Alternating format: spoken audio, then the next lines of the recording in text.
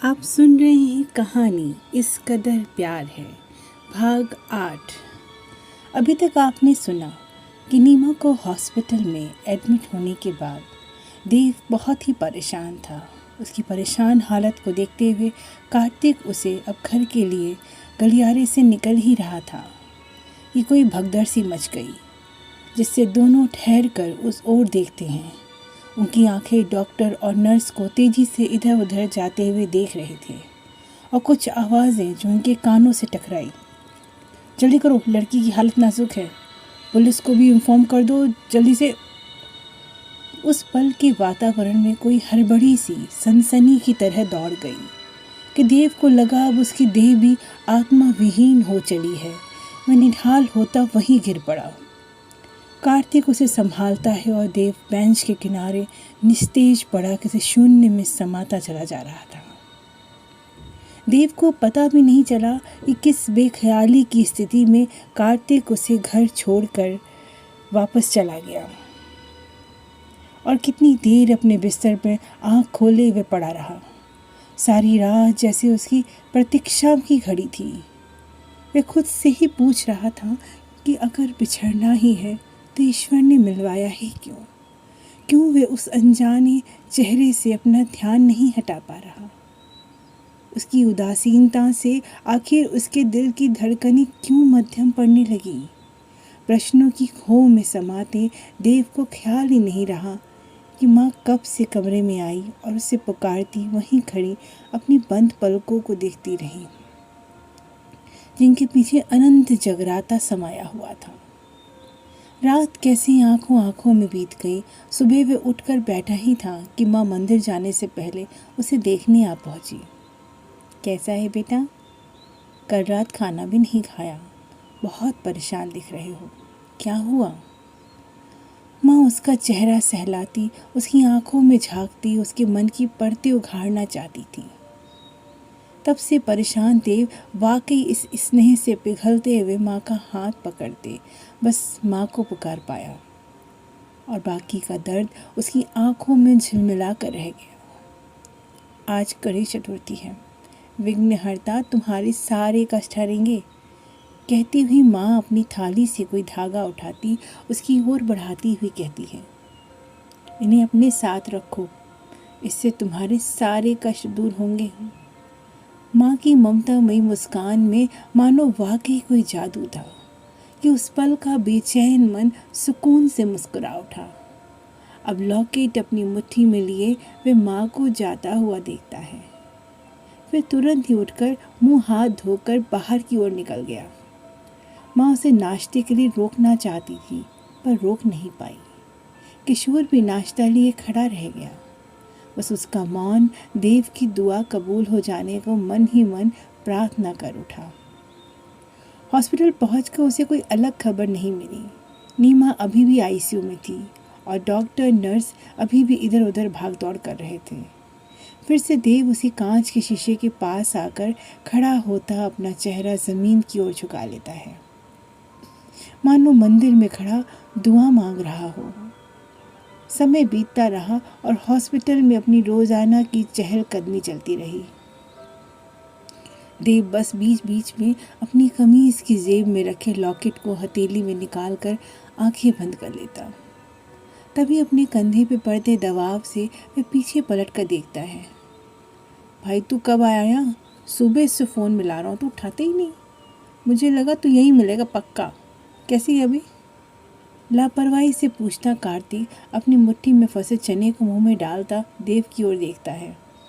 पता नहीं, यहाँ कोई कुछ सुनता ही नहीं, बस तब से यही बता रहे हैं कि आईसीयू में है। ओह, मुंह गोल गोल करता कार्तिक अब आईसीयू के शीशे पे अपनी नज़र जमा देता है। तभी उस पार से एक वार्ड बॉय को आता देख वह उसकी ओर लपकता है। देव उसकी हरकत देखता इससे पहले कुछ समझता वह उससे कुछ खुसुर पुसुर करता दिखा। देव देखता है कि ऐसा करते कार्तिक वार्ड बॉय की पॉकेट में कुछ डालकर अब मुस्कुराते हुए उसी के पास वापस आ रहा था। चल। कहाँ? देव वहाँ से 2 कदम भी नहीं हिलना चाहता था, लेकिन कार्तिक उसे वहाँ से हटाता हुआ बोलता है, अबे वो लड़की है ही नहीं यहाँ पे, तो खड़ा किस लिए है? जिस बात को कार्तिक आसानी से कह गया, उसे सुनते देव का हौसला पल में ध्वस्त होता दिखा। लगा वे गश्त खाकर यही रह जाएगा। क्या क्या कह रहे तू? एकदम सच्ची खबर है। उसकी पॉकेट में 50 रुपए अंदर और एक खबर बाहर। देव हैरान उसकी बात सुनता रहा। वो तो कल रात ही ठीक हो गई थी, इसलिए रात में ही उन लोगों ने उसे वार्ड में शिफ्ट कर दिया। अभी सरकारी हॉस्पिटल में जबरदस्ती थोड़ी आईसीयू में रखेंगे। देखा 2 मिनट में खबर ले आया। वहाँ उचकाते कार्तिक उसकी ओर देखता है और देव जैसे अपनी सांसों को संभालता उसे लिपट ही जाता है। उसके पास शब्द नहीं बचते अपनी भावनाओं को व्यक्त करने के लिए। देखा, तेरे पास दिमाग है तो अपने पास भी अक्ल है। कार्तिक की बात सुन देव अब अजीब मुस्कान से उसकी ओर देखता हुआ पूछता है, ये दिमाग और अक्ल दोनों अलग अलग कब से होने लगे? अभी टाइम नहीं है, बाद में कभी आराम से समझाता हूँ। बोले भूख लगी है बहुत ज़ोर से, चल अभी चल बाहर। हाँ मुझे भी भूख लगी है यार। अब देव को भी ख्याल हो आया कि उसने तो कल से ही कुछ नहीं खाया। हाँ यार, 2-4 समोसा और कचौड़ी जब तक पेट में नहीं जाएगी मन शांत नहीं होगा। ऊपर से माँ ने सुबह सुबह प्रसाद के नाम पर सेब खिला दिया। यार ये फल कोई खाने की चीज़ है? जब से सेब खाया है ना, उल्टी करने का मन कर रहा है। कार्तिक अपनी मस्ती की पोटली खोलता रहा तो देव नीमा का ख्याल कर मंद मंद मुस्कुराता कार्तिक के साथ चलता रहा। अभी पता है, एक दिन दुकान का संभाल ली और मेरा बाप मेरे ही मुँह देखता है। अल्लाह, अपने पास कोई काम ही नहीं बचा या जो पूरा दिन मक्खी मारता दुकान में बैठा रहूँगा। आज तो कसम से मैं भाग ही आया। डिवॉर्ड में शिफ्ट किया होगा तो सही हो गई होगी ना? कार्तिक अपनी कहता रहा और देव मन ही मन नीमा का ख्याल करता रहा। ये देखो, आज का दिन ही ख़राब है। हॉस्पिटल के आसपास फल और जूस की दुकान है। ये फल की शक्ल साला पागल कर देगी मुझको। चल भाई, थोड़ी और दूर तक चलते हैं। कार्तिक कहता आगे बढ़ गया। सरकारी हॉस्पिटल में कब तक रखेंगे? पास से मिलने भी नहीं देते। देव मन ही मन बुदबुदाता रहा। देव अपने में डूबा साथ साथ चलता कहता रहा और कार्तिक का सारा ध्यान सड़क पर किसी समोसे के खोमचे वाले तक दौड़ गया। आहा, तू मिला, जान मिल गई। खोमचे वाले के पास जाते दोनों समोसा उड़ाते। कार्तिक अपने पेट पर हाथ फिराता हुआ कहता है, इसे कहते हैं कायदे का खाना। अब जाकर ना मेरा मन ठीक हुआ। चल अब बता, आप कहाँ चले?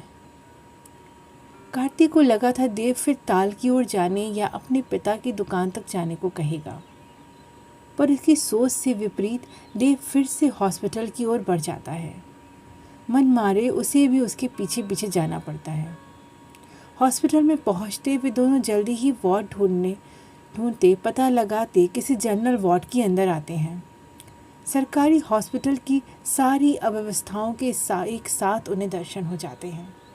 गंदगी से भरे कोने, बेतहाशा भीड़ और खुले वॉशरूम से आती गंधाती महक में घुली दवाइयों की तीक्ष्ण महक दोनों का दिमाग हिलाकर रख देती है। नीमा को उसी जनरल वार्ड के कोने में रखा गया था। उसकी खुली खिड़की के पास कोई आधी सूखी बेल इधर उधर डोलती जैसे बामुश्किल खुद को उस माहौल में जिंदा रखे थी। देव आगे बढ़ता ही है कि कोई नर्स उसे पीछे से टोकती है, अभी उधर नहीं जाना। दोनों एक साथ उस आवाज़ की ओर मुड़ते हैं। वे कोई गदराए शरीर की नर्स थी जिसका मुंह एक ओर से तिरछा था। शायद मसाला खाने से वे हर दम मुंह तिरछा करके ही बोलती होगी। पुलिस केस चल रहा है, सिक्योरिटी है। दोनों अजीब सा मुंह बनाए उसकी ओर देखते हैं जो खिड़की की खुली बेल के पास कुर्सी पर ऊँघते किसी मरियल कांस्टेबल की ओर इशारा करती है। ये मरियल सिक्योरिटी है। कार्तिक से बोले बिना नहीं रहा जाता, लेकिन उसकी बात सुनकर मुंह बनाती हुई नर्स नीमा की ओर बढ़ती हुई बोलती है, अब मुझे क्या, बस जो पुलिस वाले बोला बता दिया मैंने, जाओ, इससे अभी कोई नहीं मिल सकता। ये सुन दोनों अपना सा मुँह लिए बाहर आ गए। चल भाई, ये तो पुलिस का काम है, अब हमारा काम पूरा हो चुका, अपने को क्या करना, चल आगे। कार्तिक की बात जैसे देव ने सुनी ही नहीं, वो अपनी ही धुन में बोल उठा, यार ये कैसे रखे हैं यहाँ, यहाँ कोई ठीक भी नहीं होगा, उल्टा और बीमार हो जाएगा, ये उसे प्राइवेट हॉस्पिटल क्यों नहीं भेज देते। कार्तिक हतप्रभ उसको सुनता रहा। और ये सिक्योरिटी बोलते हैं, चल एक कुत्ता भी भौंक देना तो वो कांस्टेबल हार्ट अटैक से मर जाए। कैसे काम करते हैं ये लोग। जब नीमा का केस अखबार में निकला था तब कितनी बड़ी बड़ी बात बोल रहे थे नेता। अब कोई नहीं आ रहा उसको देखने, जबकि अभी उसे खास ट्रीटमेंट की ज़रूरत है। कार्तिक फटी आंखों से उसे देखता रहा और देवधारा प्रवाह झल्लाता रहा। पागल है सारे, मैं उसे ऐसे नहीं मर रहने दे सकता, ये तो जिंदा उसे मार देंगे, कुछ तो करना होगा भाई। देव यार तुझे हुआ क्या है, कहीं तुझे उस लड़की से प्यार व्यार तो नहीं हो गया ना। देख मेरे भाई, हाँ मत बोलियो वरना अपना हार्ट अटैक हो जाएगा।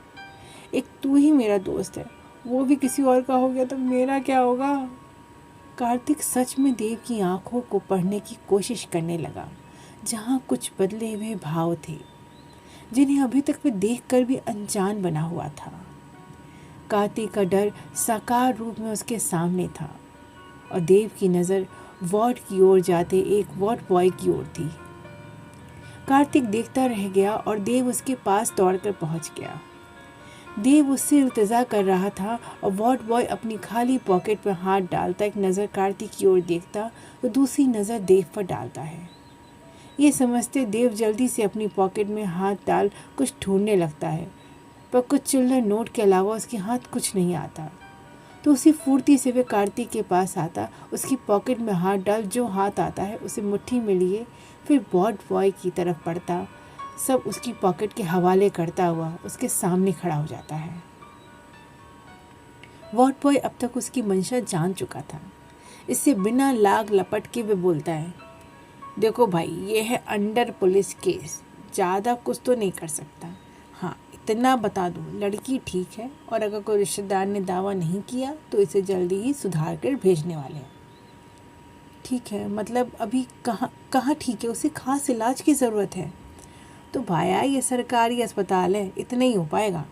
देखा जाए तो लड़की अभी तो बोली भी नहीं कुछ, तो क्या करें, आए कोई रिश्तेदार ले जाए और कराए इलाज। बाकी यहाँ कुछ नर्स को दे दोगे तो जब तक यहाँ रहेगी उसका थोड़ा अलग से ख्याल रख लेगी बस।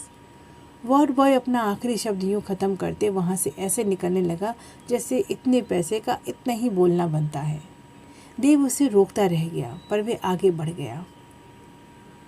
कार्तिक हैरान सारा माजरा देखता रहा कि कैसे अब तक आती नर्स से प्रार्थना कर रहा था, वह भी इधर उधर नज़र घुमाकर जैसे उसकी बात को अनसुना कर रही थी। तब बचे कुछ नोट उसकी ओर बढ़ाता, आंखों से इल्तिजा दोहराता कार्तिक आखिरी नज़र नीमा की ओर डालता थके कदमों से अब बाहर निकल रहा था। उस पर कार्तिक को लगा ये साथ चल रहा शख्स उसका यार तो कतई नहीं है। वे शब्दों से अपनी नाराज़गी बयां कर उठा, ये ठीक नहीं है, तूने वादा खिलाफ़ी किया दोस्ती में। एकदम से कार्तिक की बात से अनभिज्ञ देव हैरान नज़रों से उसकी ओर देखता हुआ पूछता है, कैसी वादा खिलाफ़ी? तू प्यार व्यार में नहीं पड़ सकता, तूने वादा किया था। अबे कब किया वादा मैंने? जब मेरी कोई गर्लफ्रेंड नहीं तो तेरी कैसे हो सकती है? यही मौन वादा हुआ था अपने बीच, सब बोल कर थोड़ी कहा जाता है। कार्तिक की बात सुन देव हंसे बिना न रह सका। अबे जल रहा है तू मुझसे? ये देखते कार्तिक तुरंत फट पड़ा, अबे जल नहीं रहा हूँ, तरस खा रहा हूँ। जिस लड़की के लिए तू अपनी जान हथेली में लिए घूम रहा है ना, वो तुझे जानती भी नहीं, और तू भी उसे कितना जानता है, बस दूर से देखा भरी है। कल को ठीक हो गई और तुझे मालूम पड़ा कि उसका किसी और से कोई चक्कर फिट है तो क्या करेगा तू, बता बेटा। उस एक पल देव के चेहरे से हंसी गुम हो गई, जिससे वह बेहद सपाट स्वर में कहता आगे बढ़ गया, तब भी मैं उसकी भलाई चाहता रहूँगा बस।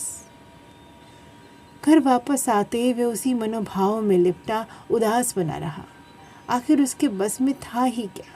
वे रोज़ाना हॉस्पिटल जाता और नर्स को कुछ देख कर, लेकिन बस दूर से ही नीमा को देखकर वापस आ जाता। उसकी आंखों की दुआ में वक्त से ढेरों गुजारिश थी उस नीमा के लिए जिसे वे शायद अभी ठीक से जानता भी नहीं था। फिर भी एक अजब खिंचाव सा महसूस करता था उसके साथ। वे नयन भर दूर से ही वे देख लेता और हाथ में लिए उस लॉकेट से मौन प्रार्थना कर लेता। माँ देव का मन पड़ रही थी, उसकी उदासी उनसे छुपी न रह सकी। ऐसे किसी उदास दोपहरी में वे देव के पास आती, उसका सर सहलाती पूछ रही थी, कैसी है नीमा? ठीक नहीं लगती माँ। अकस्मात उसके प्रश्न का उत्तर देता देव कुछ पल को माँ का चेहरा देखता रह गया। आखिर माँ कैसे अपने बच्चों का मन पढ़ लेती है? ना कोई भूमिका, ना कोई प्रश्न, सीधा प्रत्युत्तर। माँ भी बेटे का चेहरा निहारती, मानो कहना चाहती थी कि आखिर हो न मेरा हिस्सा, तो कैसे अनजान रह सकती हूँ मैं तुमसे। देव माँ का हाथ थामे कह रहा था, माँ वहाँ कुछ भी ठीक नहीं है, सब खाना पूर्ति हो रही है। आप देखिए ये वीडियो बड़ी मुश्किल से वार्ड बॉय से मंगाया है। कहता हुआ देव मोबाइल का स्क्रीन उनकी आंखों के सामने कर देता है, जिसमें वे देख रही थी जो शायद नीमा ही थी, एकदम दुबली सी बिस्तर के कोने में सिमटी एक काया। उस 2 मिनट के वीडियो में वे एक बार भी अपने स्थान से ज़रा भी न हिली, न सर ही उठाया, मानो ज़मीन में धंसने जा रहा उसका समस्त अस्तित्व। क्या होगा अब आगे? क्या करेगा देव और क्या कर पाएगी नीमा अपनी ज़िंदगी में? जानने के लिए सुनते रहें इस कदर प्यार है। धन्यवाद।